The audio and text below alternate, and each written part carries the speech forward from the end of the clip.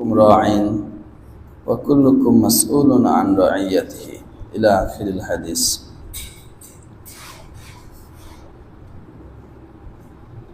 নবী করিম সাল্লাল্লাহু আলাইহি ওয়াসাল্লাম বলেছেন, তোমাদের প্রত্যেকেই রক্ষক বা দায়িত্বশীল। প্রত্যেকে কি রক্ষক বা দায়িত্বশীল। ওয়াকুল্লুকুম মাসউলুন আন রাইয়াতিহি, এবং তোমাদের প্রত্যেককেই তার দায়িত্ব সম্পর্কে জিজ্ঞাসা করা হবে। প্রত্যেক ব্যক্তিকেই তার দায়িত্ব সম্পর্কে জিজ্ঞাসা করা হবে। আমরা প্রত্যেকেই দায়িত্বশীল, আল্লাহ পাকের পক্ষ থেকে অর্পিত এ দায়িত্ব। আর আমাদের এই দায়িত্ব সম্পর্কে সকলকেই জিজ্ঞাসা করা হবে। এখানে এই হাদিসের মধ্যে আরো বিস্তারিত কথা আছে। প্রত্যেকটা পুরুষ দায়িত্বশীল, প্রত্যেকটা নারী দায়িত্বশীল, এভাবে ভাগ করে দেয়া আছে। তো এখানে বিশেষ করে গার্ডিয়ানদেরকে বোঝানো হয়েছে, বা যাদের অধীনস্থ লোক আছে, ঊর্ধ্বতন যারা রয়েছে তাদেরকে বোঝানো হয়েছে যে তোমরা প্রত্যেকেই দায়িত্বশীল, আর তোমাদের এই দায়িত্ব সম্পর্কে তোমাদের সকলকেই জিজ্ঞাসা করা হবে। বিশেষ করে আমরা যারা পরিবার চালাই, আমাদের পরিবারস্থ, আমার স্ত্রী, আমার সন্তান, আমার ছোট ভাই বোন যারা আছে, এদের প্রত্যেকের সম্পর্কে আমাদেরকে জিজ্ঞাসা করা হবে। এদের প্রত্যেকের জিম্মাদারি আমাদের উপরে শরীয়তের পক্ষ থেকে, আল্লাহ পাকের পক্ষ থেকে অর্পণ করা হয়েছে। অর্থাৎ এরা যেমন ভালো করলে পরে আমাদের কবরে ভালো কিছু বুঝতে থাকবে, এরা ঠিক খারাপ কোনো কাজে লিপ্ত হলে বা আমাদের উদাসীনতার কারণে এরা যদি লাইনচ্যুত হয়ে যায়, দিনচ্যুত হয়ে যায়, তাহলে এ ব্যাপারেও আমাদেরকে জবাবদিহি করতে হবে। যেমন আমরা এখন যেই জামানায় বসবাস করি, এই জামানায় মানুষ পড়াশোনার পেছনে অনেক টাকা খরচ করে। পিছনে এক সময় ছিল মানুষ পড়াশোনার পেছনে টাকা খরচ করতো না, শুধু জমি কিনতো, কাজে লাগাই দিত বাচ্চাদের, যে এত টাকা খরচ করে পড়াশোনা করে কি লাভ হবে। ওই ধ্যান ধারণা থেকে মানুষ বেরিয়ে এসেছে। তো পড়াশোনা করানোর জন্য, বাচ্চাদের মানুষ করার জন্য আমরা হাজার হাজার লক্ষ লক্ষ টাকা খরচ করতেছি। কেন? যেন বাচ্চাটা বড় হয়, সে ভালো কিছু করে, ভালো কোনো যোগ্য হয়, এবং তার যোগ্যতা অনুপাতে সে যাতে ভালো একটা জীবন যাপন করতে পারে, অর্থাৎ কষ্টে যাতে তার পড়তে না হয়। তো এই বাচ্চাকে দুনিয়ার কষ্ট থেকে বাঁচানোর জন্য আমি আপনি হাজারো লক্ষ টাকা ব্যয় করতেছি। কিন্তু এই বাচ্চাটা যে দিন না শেখালে আখিরাতে কষ্টে পতিত হবে, এবং দুনিয়ায় দিনদারি জিন্দেগি না করলে দুনিয়াতেও তার কষ্টের জীবন ভোগ করতে হবে। এই কষ্ট থেকে বাঁচানোর জন্য কিন্তু আমরা সচেতন নই, এবং এই কষ্ট থেকে বাঁচানোর জন্য কোনো শিক্ষা দিতেও আমরা রাজি নই। ইংরেজি শেখানোর জন্য 5,000 10,000 টাকা দিয়ে টিচার রাখতে রাজি আছি। কোরআন শেখানোর জন্য 500-1000 টাকা দিয়েও কাউকে রাখতে রাজি নেই। আচ্ছা, টাকা দিতে না পারলেন, কোরআন তো অনেক জায়গায় ফ্রিতেও শিক্ষা দেওয়া হয়, ওই মক্তবে পাঠাতেও কি নাই, রাজি নাই। কারণ হলো দুনিয়াটা যেভাবে আমরা বুঝেছি, আখিরাতটা ওইভাবে আমাদের বুঝে আসে নাই। হাদিসের শরীফের মধ্যে আল্লাহ রাসূল সাল্লাল্লাহু আলাইহি ওয়াসাল্লাম মজার একটা শব্দ ব্যবহার করেছেন, সেটা হলো কুল্লুকুম রাঈন। রাঈন শব্দের আবিধানিক অর্থ হলো রাখাল। রাঈন শব্দের আবিধানিক অর্থ কি? রাখাল। দায়িত্ব বোঝানোর জন্য আরবিতে অনেক শব্দ আছে, সেগুলো ব্যবহার না করে আল্লাহ রাসূল সাল্লাল্লাহু আলাইহি ওয়াসাল্লাম আমাদেরকে বললেন, তোমরা সকলেই রাখাল, আর তোমাদের এই রাখালিত্ব সম্পর্কে তোমাদেরকে জিজ্ঞাসা করা হবে। এটা হলো আবিধানিক তরজমা। রাখাল কেন বলা হলো? ছাগলের রাখাল যত চৌকান্না হয় এবং যত টেনশন আর পেরেশানি নিয়ে থাকে, অন্য কোনো কাজে কিন্তু এত টেনশন আর পেরেশানি নিয়ে থাকা লাগে না। অর্থাৎ আল্লাহ রাসূল বোঝাতে চেয়েছেন যে একজন ছাগলের রাখাল যেমনি ভাবে সর্বক্ষণ তার ছাগলের পিছনে লেগে থাকে, সে যদি খাবারও খেতে বসে তাও ঘাড় উঁচু করে করে দেখে কার খেতে ঢুকে পড়লো, কার বাগানে গিয়ে গাছ নষ্ট করে ফেললো, টেনশনে থাকে। রাতে ঘুমানোর পরেও সে মাঝে মাঝে উঠে গিয়ে ঘর তদারকি করে, লাফ দিয়ে কোনোটা বের হয়ে গেল কিনা, একটা আর একটা ডিম দিয়ে অজ্ঞান করে ফেললো কিনা, একটা আর একটার সাথে লাফালাফি করে গলায় ফাঁস লাগলো কিনা, এগুলো করে কি করে না? গরু ছাগলের রাখালরা এগুলো করে।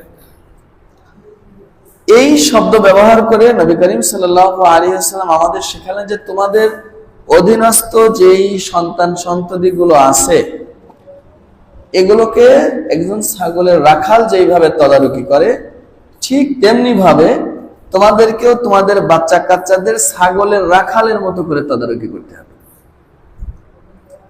শুধু ছেড়ে দিয়ে রাখবা এতে হবে না, বরং প্রত্যেকটা সময় প্রত্যেকটা কাজে তোমার তার প্রতি খেয়াল রাখতে হবে।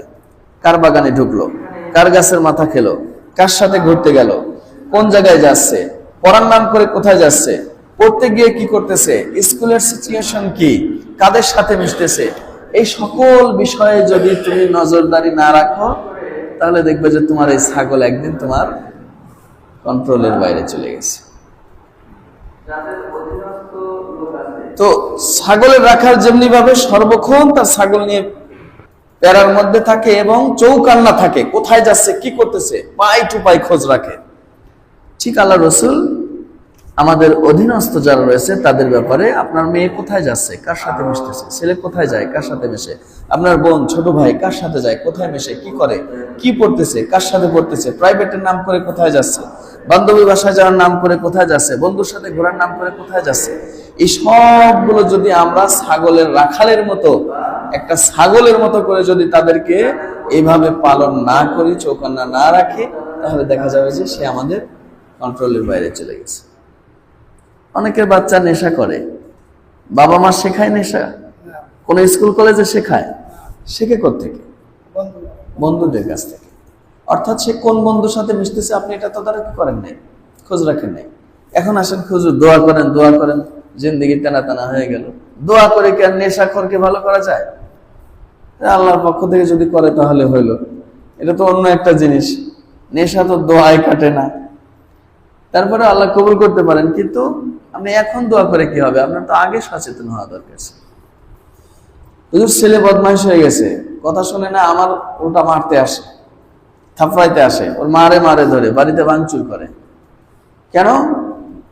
ছেলে বন্ধুদের সাথে মাজারে গেছে, মাজারে গিয়ে মাজারের খাবার দাবার খাইছে, তারপরে ওখান থেকে মাজার পূজার একটা ভাব ভিতরে চলে আসছে, নামাজের কথা সে শুনতেও পারে না, তারপরে ওখানে কলকি টানা শিখছে, আরো যা যা খাওয়া শিখছে, এগুলো ওখান থেকে ট্রেনিং পাইছে। আপনার এগুলো তদারকি করা দরকার ছিল। আপনি তদারকি না করে তাকে নষ্ট করে ফেলে এখন আসছেন। প্রথমত তাকে আপনি অনেক প্রশ্রয় দিয়েছেন, প্রশ্রয় দিয়ে তাকে এগুলো করেছেন। এখন আপনি কোলাইতে না পেরে এখন আসছেন কি? হুজুর তো অনেক আগেই বলছিল যে বাচ্চাটার একটু দিন শিখান, কোরআনটা শিখান, মাসলা মাসাল কিছু শিখান, মসজিদে নিয়ে আসেন, ওরে নামাজের মধ্যে রাখেন, মেয়েটারে একটু পর্দা করেন। এখন দোয়া চাইতে আসছেন, হুজুর আমার মেয়ে তো গেছে, আজ 3 দিন হলো কোনো খবর পাই না, 14 দিন হয়ে যাচ্ছে কোনো খবর পাচ্ছি না, কার সাথে গেছে, কোথায় গেছে। হুজুর তো অনেক আগেই বলছিল মেয়েটার একটু পর্দা করান, একটু দিন শিখান, আল্লাহর ভয় একটু ভিতরে দেন, একটু কন্ট্রোলের মধ্যে রাখেন। তখন তো কথা শুনেন না। এখন দোয়া করে তার ওই ভেগে যাওয়াটা ফেরত আনা সম্ভব না। সম্ভব? আগেই কন্ট্রোল করতে হবে এগুলো, আমাদের আগে থেকে কি সচেতন হইতে হবে। এই জন্য আল্লাহ রাসূল বললেন কুল্লুকুম রাঈন, দেখো তোমরা কিন্তু সকলেই রাখাল। তোমার পরিবারের প্রত্যেকটা সদস্যকে রাখালের মতো করে দেখো। শুধু এখানেই ক্ষান্ত হননি আল্লাহ রাসূল, বরং অন্য হাদিসের মধ্যে বলছেন শাসনের লাঠি ঝুলিয়ে রাখা কি সুন্নাত। তার মানে শুধু রাখাল বলেছেন তাই নয়, রাখালের হাতে যেটা থাকে সেটাও হাতে রাখতে বলেছেন। রাখালের পূর্ণতা পায় তো তখন যখন তার হাতে একটা কি থাকে, লাঠি থাকে। সেটাও আল্লাহ রাসূল অন্য হাদিসের মধ্যে পূর্ণতা দিয়ে দিয়েছেন যে শুধু তুমি মৌখিক রাখাল তাই নয়, বরং একজন রাখালের পূর্ণতা পেতে যেটা লাগে সেটাও তোমাকে দিয়ে দেওয়া হলো। এই শাসনের লাঠি তোমার হাতে যেন থাকে, তোমার বাসায় যেন ঝুলানো থাকে। কিয়ামতের আগে মানুষ যত কিয়ামতের কাছাকাছি যাবে তত সেলফিশ হবে এবং বাচ্চা কাচ্চার প্রতি মহব্বত অনেক বাড়তে থাকবে, অনেক বেশি হবে। বাচ্চা কাচ্চার প্রতি অতিরিক্ত মহব্বত হওয়া এটাও কিয়ামতের একটা কি আলামত। অতিরিক্ত মহব্বত হওয়া আবার খারাপ হলো কিভাবে হুজুর? ভালোবাসা তো ভালো জিনিস। এই অতিরিক্ত মহব্বতের কারণে আপনার বাচ্চা খারাপ হয়ে যাচ্ছে। অতি রঞ্জিত মহব্বতের কারণে আপনার বাচ্চা শিক্ষা প্রতিষ্ঠান থেকে শিক্ষা নিতে পারতেছে না। আপনার বাচ্চা শিক্ষা প্রতিষ্ঠানে শিক্ষা নিতে পারতেছে না, শিক্ষকের কাছ থেকে আদব শিখতে পারতেছে না। কারণ আপনার বাচ্চাকে আপনি এমন প্রশ্রয় দিয়েছেন, শিক্ষকের কাছ থেকে সে আদব শিখার পরিবর্তে শিক্ষকের কলার ধরতেছে, শিক্ষককে লাঞ্ছিত করতেছে, অপমান করতেছে। কারণ সে জানে যে আমার বাপ আছে, শিক্ষক আমারে কিছু বললে আমার বাপ লাঠি সোটা নিয়ে, বাহিনী নিয়ে কি চলে আসবে। আমাদের বাইতুল মুকাররমের খতিব সাহেব একটা গুরুত্বপূর্ণ কথা বলেছেন, বাচ্চা যদি বেয়াদব হয় ওইটাকে মানুষ করা যায়, কিন্তু গার্ডিয়ান যদি বেয়াদব হয় তাহলে ওই বাচ্চাকে মানুষ করা যায় না। এখনকার জামানার শতকরা 80% গার্ডিয়ান চরম বেয়াদব, চরম বেয়াদব। 80% গার্ডিয়ান। ফলাফল কি দাঁড়াচ্ছে? শিক্ষকের কাছে আর কতক্ষণ থাকে, কয়দিন থাকে? সারা জীবন তো আপনার সাথেই থাকে। শিক্ষকের কলার যে ছেলেটা ধরছে, শিক্ষকের পিছনে যে ছেলেটা লাগছে, শিক্ষককে যে ছেলেটা লাঞ্ছিত করছে, আপনি কি মনে করেন ও বাপ মার পায়ে ধরে চুমা খায়? ওই গ্রুপের শিক্ষকের কলার তো একদিন ধরছে, খোঁজ নিয়ে দেখেন ওর বাপের কলার ডেইলি 3 বার ধরে। ওই বেয়াদবের কলার ডেইলি কি করে? 3 বার ধরে। শিক্ষকরে তো হয়তো একদিন তাড়াইছে মারার জন্য, খোঁজ নিয়ে দেখেন ওর বাপের প্রতিদিন জুতা পিটা করতেছে, না বলতে পারতেছে না সইতে পারতেছে। আর এই ভণ্ডগুলোর কপালে এগুলোই হওয়া দরকার।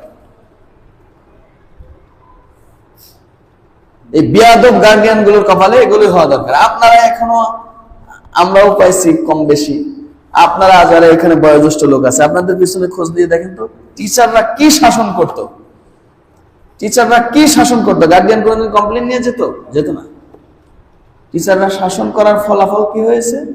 ওই ছাত্র পড়াশোনা করে বের হয়ে আসার পরেও বা পড়াশোনা বাদ দেওয়ার পরেও ওই টিচারকে দেখলে সাইকেল নিয়ে গেলে নেমে সালাম দিয়ে তারপরে গেছে, গেছে কি যায় নাই?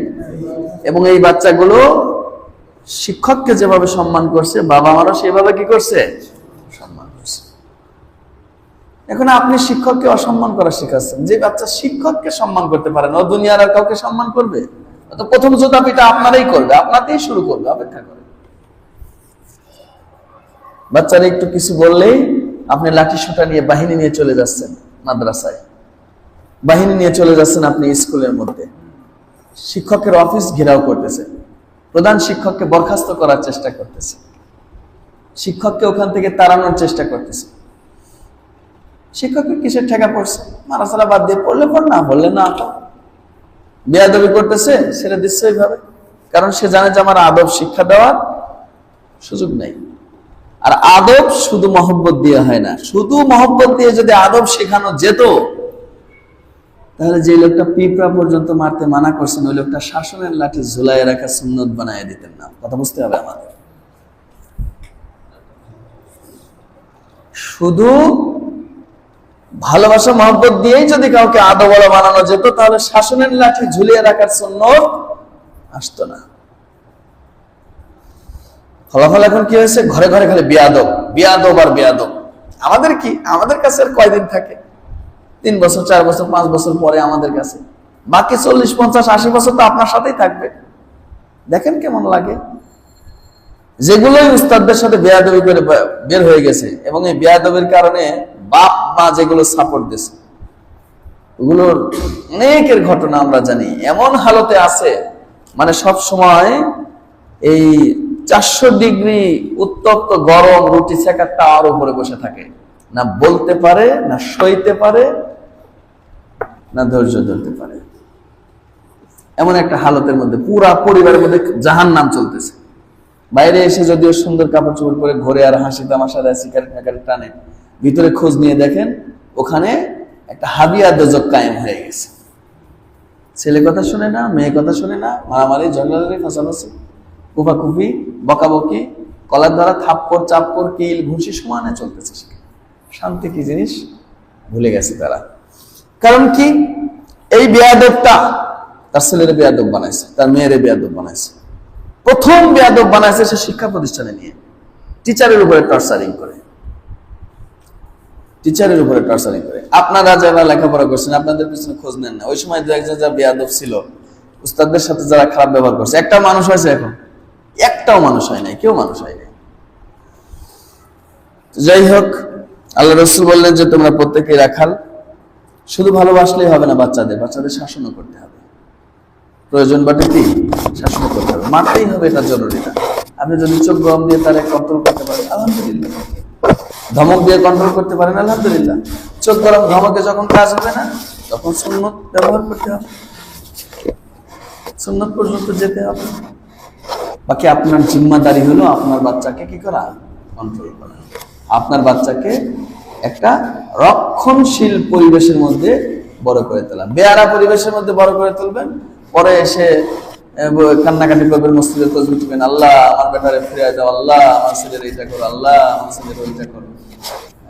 খালি দোয়া দিয়ে যদি সবকিছু হয়ে যেত তাহলে তো আর এত কষ্টের কোনো কিছু ছিল না, হ্যাঁ, দুনিয়ার জিন্দেগিতে।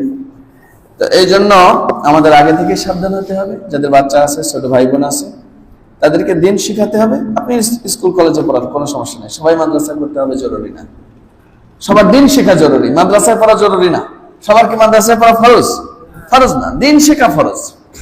সেটা আপনি স্কুলে পড়ে শেখেন, কলেজে পড়ে শেখেন, বাড়িতে বসে শেখেন, কোনো সমস্যা নেই। দিন শেখা ফরজ। আপনার বাচ্চাকে আগে দিন শেখান, কোরআন শেখান। আর যদি সম্ভব হয় আলেম বানাবেন, তাহলে তো আলহামদুলিল্লাহ, মাদ্রাসায় ভর্তি করে দেন। আলেম হলে ফায়দা হবে কি, আপনি দুনিয়াতেও কামিয়াব, আখিরাতেও কামিয়াব। আপনার বাচ্চা একটা আলেম হলে আপনি নিশ্চিত যে আপনার বৃদ্ধাশ্রমে যাওয়া লাগতেছে না, আলহামদুলিল্লাহ। হ্যাঁ, কারণ পৃথিবীর কোন বৃদ্ধাশ্রমে আজ পর্যন্ত কোনো আলেমের মাকে খুঁজে পাওয়া যায় নাই, কোনো হাফেজের মাকে খুঁজে পাওয়া যায় নাই, কোনো ইমাম মুয়াজ্জিনের মাকে আপনি বৃদ্ধাশ্রমে খুঁজে পাবেন। বৃদ্ধাশ্রমে কলেজের প্রফেসরের মা পাবেন, ভার্সিটির প্রফেসরের মা পাবেন, খোদ ভার্সিটির প্রফেসর কেউ পাবেন ওখানে। হ্যাঁ, মন্ত্রীর মাকে পাবেন, খোদ মন্ত্রী কেউ পাবেন সেখানে, খোদ মন্ত্রীকেও সেখানে কি। কিন্তু ১৫০০ টাকা বেতন পাওয়া একজন মুয়াজ্জিনের মাকে আপনি কোনোদিন বৃদ্ধাশ্রমে খুঁজে পাবেন না। তা আপনার বাচ্চা যদি একটা আলেম হয়, আপনি নিশ্চিত যে বাকি জিন্দেগি আপনার খেদমতের জন্য একজন আছে। দুনিয়ার লাইনে আপনার সন্তান বড় হলে আপনাকে ভয়ে ভয়ে বাঁচতে হবে, কখন যেন লাথি দিয়ে বৃদ্ধাশ্রমে পাঠায় দেয়, কখন যেন ফ্ল্যাট থেকে নামায় দেয়। সন্তান একটা আলেম হইলে সারা জীবন সে ভয়ে ভয়ে বাঁচবে, আল্লাহ আমার বাবা কোন কাজে যেন অসন্তুষ্ট হয়ে যায়, মা কোন কাজে যেন অসন্তুষ্ট হয়ে যায়, আর আমি জাহান্নামে চলে যাই। সম্পূর্ণ উল্টা। সম্পূর্ণ কি, আলেম হইলে সে ভয়ে ভয়ে বাঁচবে, আপনি রাজা বাদশা। দুনিয়াদার হলে আপনি ভয়ে ভয়ে বাঁচবেন, কখন যেন লাথি দিয়ে নামায় দেয়। এই জন্য আলেম বানানোর চেষ্টা করেন ফার্স্ট চয়েস। যদি তা সম্ভব না হয় তাহলে দিনদার অবশ্যই বানান, এরপরে আর কোনো চয়েস নাই। মনে থাকবে ইনশাআল্লাহ। আল্লাহ আমাদের সবাইকে আমল করার তৌফিক দান করেন।